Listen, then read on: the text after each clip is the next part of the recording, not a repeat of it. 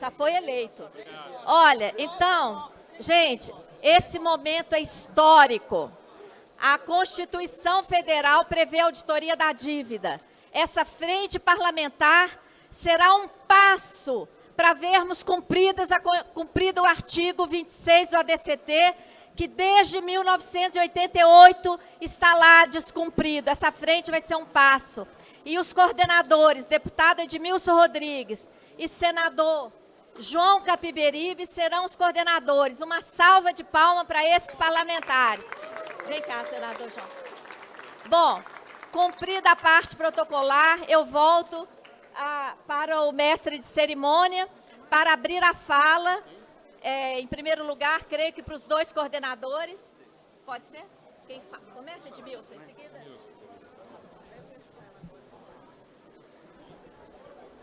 Pessoal, na verdade, a consulta a identidades da sociedade civil e particularmente a Associação Auditoria Cidadã da Dívida nos levou tanto a pensar na coordenação pelo Senado deste grande senador, Capiberibe, que felizmente aceitou, e pensamos o nome da deputada Erundina, que tem sido uma aguerrida defensora da necessidade do cumprimento da Constituição Federal, no seu artigo 26 do ato das disposições transitórias, que determina a realização da auditoria.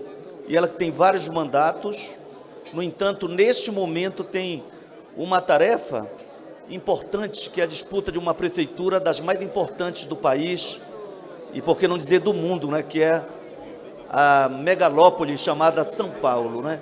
Então ela não teria como se dedicar. Eu argumentei que eu também sou candidato a prefeito em Belém e teria restrições de tempo. Então nós vamos, como ela não pôde assumir, eu estou me dispondo a participar da coordenação na condição de presidente de honra pela Câmara, e naturalmente que vamos buscar conciliar os tempos, até porque esse período eleitoral é muito curto, de modo que 1 mês e meio, 2 meses, no máximo. Neste período pode-se fazer algumas atividades e depois intensifica-se. Então, Maria Lúcia Fatorelli, você tem uma representatividade grande e tem um brilho muito especial. E por ser mulher, e por ser uma grande pensadora e uma grande especialista no tema, e por ser, inclusive, uma das líderes da Auditoria Cidadã da Dívida, vai ter um papel importante. Eu participo de muitas frentes, várias muito ativas. Tem uma que agora está, digamos assim, menos ativa por conta da perda de alguns deputados importantes. É a Frente Ambientalista, parlamentar ambientalista. O coordenador agora é ministro do Meio Ambiente, o deputado Sarney, e isso criou uma dificuldade momentânea. Eu estou citando a Frente Ambientalista porque ela só é forte exatamente por conta da participação das entidades da sociedade civil. As entidades realmente assumem quase todas as quarta-feiras café da manhã, em que se aproveita um momento anterior às reuniões das comissões permanentes para trazer grandes debates, grandes seminários, grandes pensadores e autoridades, tanto do Executivo e de outras instituições públicas, mas também pesquisadores das universidades e de outras instituições de pesquisa, não é? Porque nós vamos ter que fazer um esforço enorme enquanto a auditoria não se realiza. A frente parlamentar terá que fazer um esforço enorme para se qualificar mais do que o quanto mais for possível, porque nós enfrentamos dificuldades. No ano passado nós criamos uma subcomissão dentro da Comissão de Finanças e Tributação, essa subcomissão da dívida pública, em favor da auditoria. A presidente é a atual presidente da CFT, da Comissão de Finanças, a deputada Simone Morgado, que infelizmente não está presente, mas apoia esse movimento. Eu era vice-presidente e fizemos importantes debates e reflexões. Mas a necessidade da auditoria e do apoio de uma frente parlamentar mista, que envolva senadores e deputados, com a participação ativa da sociedade civil, ela se dá porque o Estado brasileiro, infelizmente, está muito submetido à lógica do grande capital, das grandes corporações.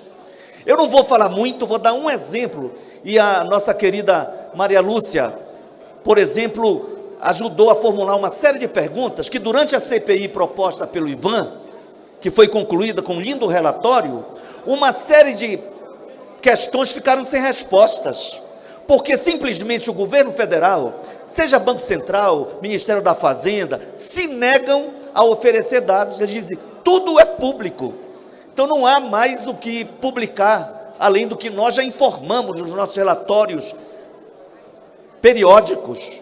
Aí a gente pergunta, quem são os credores da dívida? Eu fico nesse ponto. Eu não sei. Quem são? Há algum grande banco chinês credor? Há algum banco norte-americano? Nós sabemos que alguns bancos brasileiros são credores. Mas sabe como é que se soube? Porque a auditoria, com conhecimento de causa, vai em países que para muitos aqui são exemplos de república, mas em alguns momentos eles viram as costas para aquilo que, em alguma medida, é positivo na República Federativa dos Estados Unidos. Lá os dados estão disponíveis, aí a gente sabe que o Banco X brasileiro é credor da dívida. Mas como pode ser credor com ativos equivalentes a 4, 5 vezes os seus ativos nacionais? Como é que eu ganho o salário mínimo e empresto 10 salários mínimos para alguém? Me explica isso. Agora, as informações não são oficiais. São de dados oferecidos por instituições estrangeiras. Então, a auditoria é necessária. Há uma verdadeira falcatrua institucionalizada para legitimar esse tipo de negação de informações, porque no fundo, ao negar informações, se permite que essa dívida seja essa dinâmica espiralada, insustentável, de 60 bilhões do Fernando Henrique. Hoje, se a gente conta as operações em mercado aberto, chegamos aqui a 4 trilhões. Como é então que alguém tem a coragem ou a cara de pau de dizer que não é necessário auditar a dívida?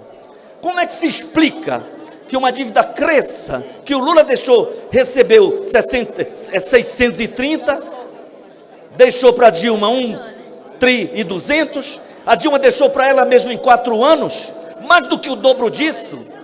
Não é sustentável. Nós não queremos virar uma Grécia naquilo que teve de tão negativo para um povo tão importante do ponto de vista da história da humanidade. Então é com esse sentimento de compromisso, de estudar profundamente o tema, de envolver as pessoas que amam o Brasil e que sabem, não é admissível. Eu vou fazer referência a um deputado que eu respeito muito, do PT, o Patrulho Zanania. No ano passado, eu concluo com esse dado, eu prometo. No ano passado, o orçamento do Ministério do Desenvolvimento Agrário foi de 6,7 bi. Empenharam apenas 2,9. Portanto, menos da metade do que estava previsto no orçamento. E me parece que o que foi pago, em torno de 3 bi. Aí, quando se discutiu o orçamento para 2016... como houve contingenciamento e se gastou menos da metade, aí o orçamento só foi agora 3.700, ou seja, foi cortado pela metade. E no governo ilegítimo, imoral, envolvido até o pescoço em corrupção do Temer, talvez esses 3 sejam cortados para menos da metade. Então como é que justifica?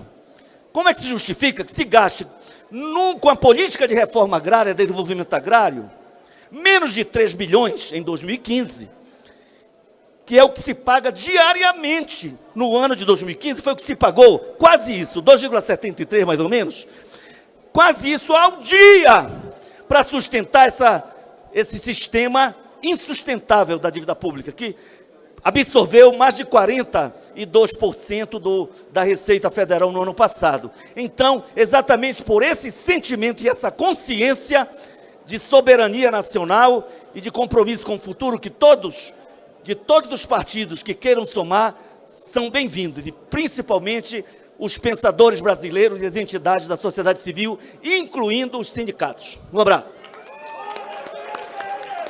Senhoras e senhores, registramos já conosco, nesse dispositivo de honra, os senhores deputados Jandira Fegali, Heitor Chu, deputado Henrique Fontana, deputado Hugo Leal, deputado João Daniel, deputado André Figueiredo e o deputado Adelmo Leão. Tem a palavra nesse momento o senador João Capiberibe, do PSB do Amapá.